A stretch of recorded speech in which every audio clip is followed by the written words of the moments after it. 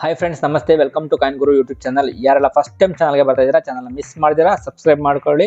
ಅದೇ ರೀತಿ ವಿಡಿಯೋನ ಕೊನೆವರೆಗೂ ನೋಡಿ. ಈ ರೀತಿಯ ನಾಣ್ಯಗಳು ನಿಮ್ಮ ಬಳಿ ಇತ್ತು ಅಂದರೆ ಖಂಡಿತವಾಗೂ ಇಯರ್ ಮತ್ತು ಮಿಂಟ್ನ ಕರೆಕ್ಟಾಗಿ ಚೆಕ್ ಮಾಡ್ಕೊಳ್ಳಿ. ಯಾಕೆ ಅಂದರೆ ಕೆಲವೊಂದು ನಾಣ್ಯಗಳಿಗೆ, ಕೆಲವೊಂದು ಮಿಂಟ್ನ ನಾಣ್ಯಗಳಿಗೆ, ಕೆಲವೊಂದು ಇಯರ್ನ ಪರ್ಟಿಕ್ಯುಲರ್ ನಾಣ್ಯಗಳಿಗೆ ಜಸ್ಟ್ ಇಸ್ವಿ ಇತ್ತು ಅಂದರೆ ಸಾಕು, 2004 ಅಂತ ಇಸ್ವಿ ಇತ್ತು ಅಂದರೆ ಸಾಕು, ಅದರ ಬೆಲೆ ಎಷ್ಟು ಅಂತ ಕೇಳಿದ್ರೇ ಶಾಕ್ ಆಗ್ತೀರಾ. ಹೌದು, ಕೇವಲ ₹1 ನಾಣ್ಯಕ್ಕೆ ಸುಮಾರು 3,000 ರೂಪಾಯಿಗಿಂತ ಹೆಚ್ಚಿನ ಬೆಲೆ ಜಾಸ್ತಿ ಇರುವಂಥದ್ದು. ಜಸ್ಟ್ UNC ಕಂಡೀಷನ್ಗಿಂತ ಸ್ವಲ್ಪ ನಾರ್ಮಲ್ ಕಂಡೀಷನ್ ಇದ್ರೆ ಸಾಕು, ಅಥವಾ ಈ ಥರದ ನಾಣ್ಯಗಳಿದ್ರೆ ಸಾಕು, 2,500 ರೂಪಾಯಿ ಆರಾಮಾಗಿ ಸಿಗುತ್ತೆ. ನಾನು ನಿಮಗೆ ಪ್ರೂಫ್ ಸಮೇತ ತೋರಿಸ್ತೀನಿ. ವಿಡಿಯೋನ ಫಸ್ಟ್ ಫುಲ್ ನೋಡಿ, ವಿಡಿಯೋನ ಪೂರ್ತಿ ನೋಡಿದ್ದಾದ್ಮೇಲೆ ಕಾಮೆಂಟ್ ಮಾಡಿ ಈ ಥರದ ನಾಣ್ಯ ನಿಮ್ಮ ಹತ್ರ ಇದೆಯಾ ಇಲ್ವಾ ಅಂತ. ಖಂಡಿತವಾಗೂ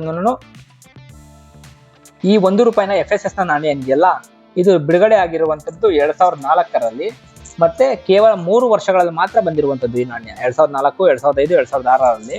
ಯಾಕಪ್ಪ ಇದನ್ನ ಸ್ಟಾಪ್ ಮಾಡಿಬಿಟ್ರು ಅಂದರೆ, ಡಿಸೈನ್ ಚೆನ್ನಾಗಿತ್ತು, ಈ ಒಂದು ಕ್ರಾಸ್ ಸಿಂಬಲ್ ಇದೆಯಲ್ಲ, ಇದು ಒಂದು ಪರ್ಟಿಕ್ಯುಲರ್ ಧರ್ಮನ ಸೂಚಿಸುತ್ತೆ ಅಂತ ಹೇಳಿ ಗಲಾಟೆಗಳಾದಾಗ ಇದನ್ನ ಸ್ಟಾಪ್ ಮಾಡಿಬಿಟ್ರು. ಸೊ ಹಾಗಾಗಿ ಕೆಲವು ನಾಣ್ಯಗಳು ಜನರ ಬಳಿ ಇರುವಂಥದ್ದು.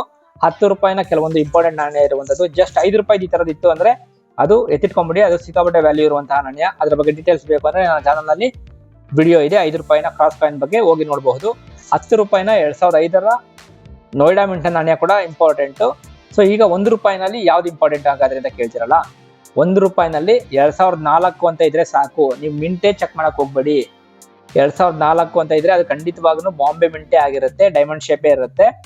ನೋಡಿ, ಇಲ್ಲಿ 2004 ಅಂತ ಇರಬೇಕು, ಕೆಳಗಡೆ ಡೈಮಂಡ್ ಶೇಪ್ ಇದ್ದೇ ಇರುತ್ತೆ. ಅಥವಾ ಡೈಮಂಡ್ ಶೇಪ್ ನೀವು ನೋಡಿದ್ರು ಬಿಟ್ಟು ಒಂದೇನೆ, ಜಸ್ಟ್ ಇಯರ್ ಕನ್ಫರ್ಮ್ ಆದ್ರೆ ಸಾಕು 2004 ಅಂತ. ಆ ನಾಣ್ಯಕ್ಕೆ 3,000 ರೂಪಾಯಿ ಬೆಲೆ ಇರುವಂಥದ್ದು. ಫಸ್ಟ್ ನಿಮಗೆ ಬುಕ್ಕಲ್ಲಿ ತೋರಿಸ್ಬಿಡ್ತೇನೆ, ಆಮೇಲೆ ಈ ನಾಣ್ಯದ ಇತಿಹಾಸ ಎಲ್ಲ ಆಮೇಲೆ ಹೇಳ್ತೇನೆ, ಇಷ್ಟ ಇದ್ರೆ ಕೇಳಬಹುದು. ನೋಡಿ, ₹1 ಕ್ರಾಸ್ ಕಾಯಿನ್, ನಿಮ್ಗೆ ಹಿಡಿದಂತಹ ಕ್ರಾಸ್ ಕಾಯಿನ್, ಫೆರಾಟಿಕ್ ಸ್ಟೈನ್ಲೆಸ್ ಸ್ಟೀಲ್ನ ನಾಣ್ಯ, 4.85 ಗ್ರಾಮ್ ತೂಕ ಇರುವಂಥದ್ದು, 25 mm ಸರ್ಕ್ಯುಲರ್ ಶೇಪ್ ಅನ್ನ ಹೊಂದಿರುವಂತಹ ಡಯಾಮೀಟರ್ ಇರುವಂಥದ್ದು. ನೋಡಿ, ನಾನು ನಿಮ್ಗೆ ಹೇಳಿದೆ 2004ಅಲ್ಲಿ ಬಿಡುಗಡೆ ಆದಂತಹ ವರ್ಷ. ಕೇವಲ ಬಾಂಬೆ ಮಿಂಟಿಂದ ಬಂದಿರುವಂಥದ್ದು, ರೇರ್ ಕ್ಯಾಟಗರಿಯಲ್ಲಿ ಇರುವಂಥದ್ದು. UNC ಕಂಡೀಷನ್ ಅಲ್ಲಿ 3,000 ರೂಪಾಯಿಗಳಿದ್ರೆ, ಎಕ್ಸ್ಟ್ರಾ ಫೈನ್ ಕಂಡೀಷನ್ ಅಲ್ಲಿ 2,000 ರೂಪಾಯಿ, ವೆರಿ ಫೈನ್ ಕಂಡೀಷನ್ ಅಲ್ಲಿ 1,000 ರೂಪಾಯಿ. ಇದು ದಿನೇ ಬೆಲೆ ಹೆಚ್ಚಿಸ್ಕೊಂತಾನೆ ಇದೆ. ನೋಡಿ, ಈ ಕ್ರಾಸ್ ಕಾಯಿನ್ ಯಾವುದೇ ಸಿಗ್ಲಿ, ₹1 ಸಿಗ್ಲಿ, ₹5 ಸಿಗ್ಲಿ, ₹2 ಸಿಗ್ಲಿ, ₹10 ಸಿಗ್ಲಿ, ಆದಷ್ಟು ಜೋಪಾನ ಮಾಡಕ್ಕೆ ಟ್ರೈ ಮಾಡಿ. ಯಾಕೆ ಅಂದ್ರೆ ಇದರ ಬೆಲೆ ದಿನೇ ಜಾಸ್ತಿ ಆಗ್ತಾ ಇದೆ. ನೀವು ಯಾರಿಗೆ ಗೊತ್ತು, ನೀವು ಜಸ್ಟ್ ಕೂಡಿಡ್ತಾ ಇರಿ, ಆಮೇಲೆ ನಿಮಗೆ ಗೊತ್ತಾಗುತ್ತೆ, ಆಮೇಲೆ ನಿಮಗೆ ಯಾವ ಒಂದು ನಾಣ್ಯ, ಯಾವ ಒಂದು ಮಿಂಟಿನ ನಾಣ್ಯ ನಿಮಗೆ ಬೆಲೆ ಇದೆ ಅಂತ. ಆಗ ನೀವು ಆ ನಾಣ್ಯಗಳನ್ನ ಸೆಗ್ರಿಗೇಟ್ ಮಾಡ್ಕೊಬಹುದು. ಈಗ ನಾನು ಅಷ್ಟೇ ಈ ನಾಣ್ಯಗಳನ್ನೆಲ್ಲ ಸಪರೇಟ್ ಆಗಿ ಇಟ್ಕೊಂಡಿದ್ದೆ, ಬಟ್ ನನಗೆ ರಿಕ್ವೈರ್ಡ್ ಕಾಯಿನ್ ಸಿಗ್ಲಿಲ್ಲ. ಮತ್ತೆ ನಾನು ನಿಮ್ಗೆ ತೋರ್ಸೋಣ ಅಂದ್ಬಿಟ್ಟು ಒಂದು ಕಾಯಿನ್ ಅನ್ನು ತೆಗೆದುಕೊಂಡಿರುವಂಥದ್ದು. ನೋಡಿ, 2004ರ ಬಾಂಬೆ ಮಿಂಟ್ನ ನಾಣ್ಯ. ಇದು ಆಲ್ಮೋಸ್ಟ್ UNC ಗ್ರೇಡ್ನ ನಾಣ್ಯ, AUNC ಗ್ರೇಡ್ನ ನಾಣ್ಯ ಕಾಣಿಸ್ತಾ ಇದೆಯಲ್ಲ, 2004 ಬಾಂಬೆ ಮಿಂಟ್ ಇರುವಂಥದ್ದು. ಮತ್ತೆ ಇದರಲ್ಲಿ ಒಂದು ಕೆಲವೊಂದು ಎರರ್ ಕಾಯಿನ್ಗಳು ಕೂಡ ಇರುವಂಥದ್ದು, ರೊಟೇಷನ್ ಎರರ್ ಕಾಯಿನ್ಗಳು.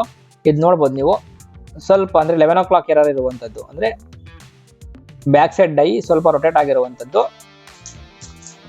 ಅದೇ ಏನಾದ್ರೂ ಈ ಥರದ ನಾಣ್ಯದಲ್ಲಿ ವಿತೌಟ್ ರೊಟೇಷನ್ ಇದ್ದಿದ್ದರೆ ಇದಕ್ಕೆ ಸುಮಾರು ₹1,500 ರೂಪಾಯಿ ಇರ್ತಾಯಿತ್ತು. ಈಗ ರೊಟೇಷನ್ ಇರೋದಕ್ಕೆ ಇದರ ಬೆಲೆ ₹5,000 ರೂಪಾಯಿ ಇರುವಂಥದ್ದು. ರೊಟೇಷನ್ ಇದೆ, ಮತ್ತೆ ರೇರ್ ಇಯರ್ ಕೂಡ ಇರುವಂಥದ್ದು. ನಾನು ನಿಮ್ಗಾಗಲೇ ಹೇಳಿದ್ದೇನೆ, ಯಾವುದೇ ರೊಟೇಷನ್ ಇರುವಂತಹ ಕಾಯಿನ್ಗಳು ಸ್ಕೇರ್ ಕ್ಯಾಟಗರಿ ಅಥವಾ ರೇರ್ ಕ್ಯಾಟಗರಿಲಿ ಇತ್ತು ಅಂದರೆ ಅದರ ಬೆಲೆ ದುಪ್ಪಟ್ಟಾಗುತ್ತೆ ಅಂತ. ಈಗ ಈ ನಾಣ್ಯಗಳನ್ನು ಯಾರಾದರೂ ಖರೀದಿ ಮಾಡಬೇಕು ನನ್ನ ಹತ್ರ ಅಂದರೆ ಇದಕ್ಕೆ ಸುಮಾರು ₹5,000 ರೂಪಾಯಿ ಅಷ್ಟು ಬೆಲೆ ಆಗೇ ಆಗುತ್ತೆ.